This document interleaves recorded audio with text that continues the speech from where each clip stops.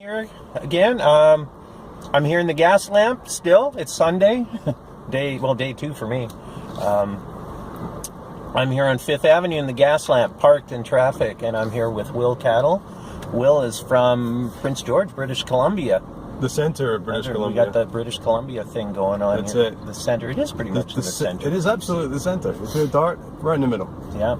So Will's here for conference, and Will actually is the first two-time interviewee. I'm your first two-timer? Yeah. So Will's been here twice. We're in a different car. We got new, GeoGeeksinCars is blowing up so much. Yeah. I got a new ride. Yeah, it's only got 3,000 kilometers on it. That's nice. Yeah. That's all right.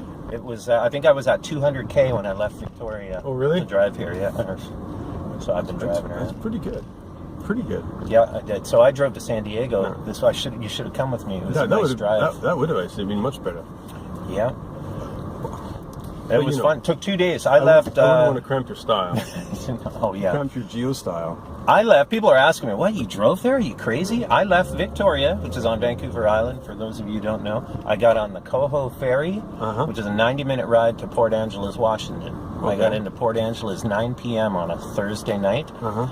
And then I drove. I drove for a couple hours because it was raining like stink on the Olympic Peninsula. It doesn't rain there, does it? Yeah. So I flopped in a hotel and got up at 7 a.m. and I drove almost to Sacramento in one day. Pretty good. Yeah.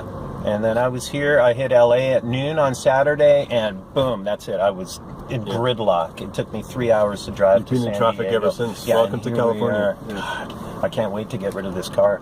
Yeah. Actually. So here we are. Enough about me. Enough about you. Will, I'm just your wingman. This is dark here. Let me try to this camera brighten this up. I don't know what's going on. Oh, zoom. Sorry. Fire the cameraman. So your company Maptix. Yeah. You're well, the company is SparkGeo. The product is Maptix. You know what? It's surprisingly confusing for a lot of people. Got it. Anyway, it's all good.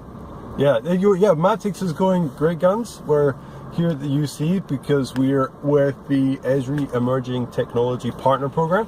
We spent the last 2 days, or today and yesterday, at the Business Summit, which is really cool. Yeah.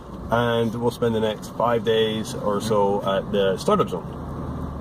Right. You said you were Were you exhibiting? Did you have like a table or a stand at the booth thing this week? You mean you haven't visited? Yeah. We're at the Startup Zone. We have a little pod. Oh, that I have, but I meant this weekend. And this weekend we've had a little booth at the Business Summit, which is pretty cool. It's worked out really well. There's some interesting people go to that Business Summit. Yeah. Less technical, more decision maker. Yes. Kind of people. Definitely. Which is super useful. That explains all the suits that I saw. There were a lot of suits. I even packed a tie, but I didn't put it on. Wow. You know what? Last time. Speaking of that, I mean, this lanyard here. Do you see that? Isn't that awesome? Wouldn't that be a tie? It would be a good tie. Yeah. It actually, I have to say, it reminds me of Phosphor G 2007 in Victoria. But anyway, it's grey with well, maybe that's what inspired. Yeah.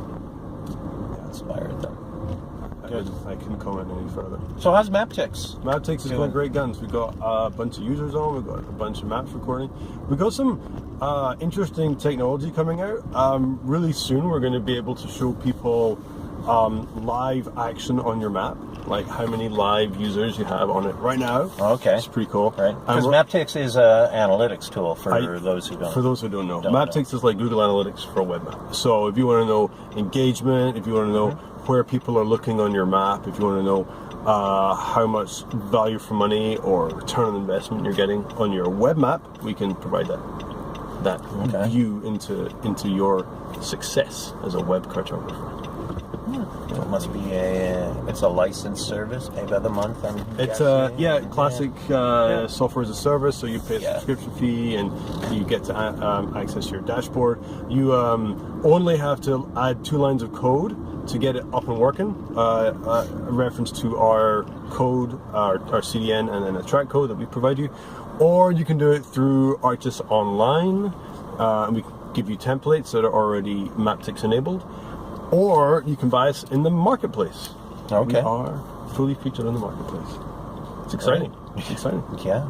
So what are you looking forward to seeing this week? And are you going to be stuck talking to people on the. There's going to be a lot of exhibit talking, hall but yeah, I'm looking forward to figuring out what's happening in the Esri world in the next 5 months or 6 months or so. I think that's going to be really interesting to find out what people are dealing with. I'm particularly interested in what's happening in open data. I think open data is going to be huge in the next little while as our autonomous car culture explodes and our connected cars explode. I think a lot of that's going to be driven to pun. Pardon the pun. Driven by data and updating data quickly. So that's the kind of thing that we're interested in looking at from a Spark Geo professional services perspective. From Maptic's perspective, I really want to drive this vision of people building maps that they iterate over so they can make them better over time. I think too often the map is seen as like this one-shot deal. You build it and then you can walk away. I'd like to see people think about maps in terms of driving continual value and coming back to a map and making it better and making it better and making it better. Of course, the only way you can do that is by having some analytics to understand when something's getting better or getting worse. So that's really what I'd like to see. I'm just, I'm excited by like a whole bunch of people coming together in one spot talking about GIS. It's cool. Oh yeah. Lots of chances for some good discussion. Lots of discussion. There might be the odd beer. We'll see. Maybe. Yeah. Speaking of that, we're actually you're part of the emerging startup program. They're actually having a social. They are having in an hour or so. I think I might go over there. We should get over there. Yeah. Pre-social social is at the business summit, which starts soon.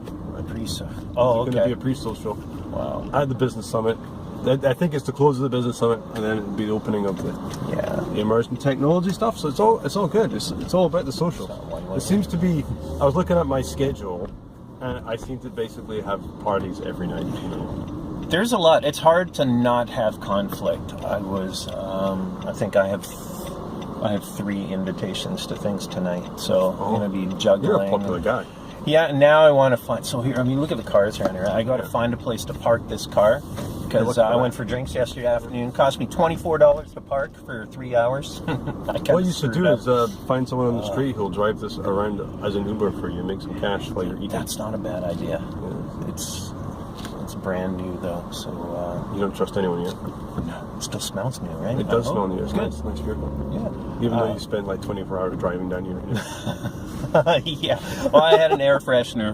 The little pine tree. Right? Interesting though. You're talking about autonomous vehicles, and I did mention to you that I was in Berlin last week. Yep. And I was there as part of a Here Maps event. They're headquartered in Berlin. Yeah. And they're all about their future is autonomous vehicles. And I believe it. And they're a data company. Didn't this get bought by Mercedes-Benz? That's right. It's a consortium of like 3 automobile companies. Yep. Daimler. It's trying to build some kind of Chrysler, platform, like vehicle connected car. And these are competitors, right? So there's 3 car companies, but they're going.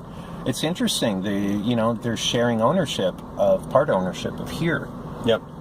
So they're taking this stuff seriously. The self-driving car, I know it's the thought of it here to people, it blows their mind. They're like, no, that's crazy. It's going to be awesome. But yeah, I saw some cool demos, and I would almost feel safer in a car as long as the data is. Yeah, we're gonna look back in time at the days when we used to drive ourselves and think, oh my word. Yeah. Why would we do that? It's so dangerous. Yeah. Kill so many people doing that.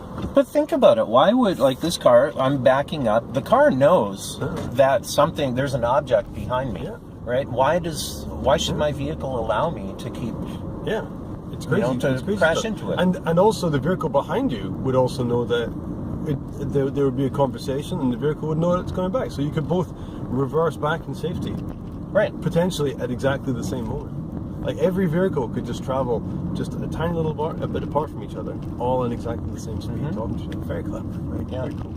Now, for it to happen, they got to have some pretty amazingly high res and accurate data. Yes. That's frequently updated, right? I mean, if the car's driving me and I don't have control, I want it to know that there's a new.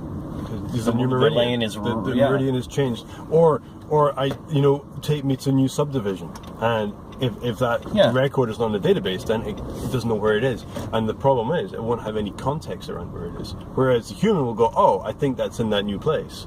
And you can get kind of close and then figure it out. The car, if the record doesn't exist, it's just going to be missing. So it doesn't even have the context. Well, that's kind of interesting, eh? So there's some good challenges around the whole thing. It's exciting. Yeah, it's real, and there's a lot of companies that are throwing a lot of money at that. Yeah. At that space too. Indoor mapping too.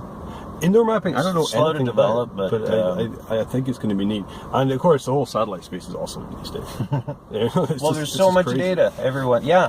Where was I? I was at something. I think it was I don't know. Was it the UAV symposium or something? But they were talking about just how cluttered, how littered the space is getting with satellites and. I think we're going to hardware. find that there's so much imagery that people are just done with imagery, and what they want delivered is the data product, not the image. Like, I don't want an FTP download every single day of the place I care about. New image, new image, new image. I don't want to deal with that. I want someone to send me an email saying, "Hey, Will, something's changed. You go check it out. Like, here's an important thing that's happened.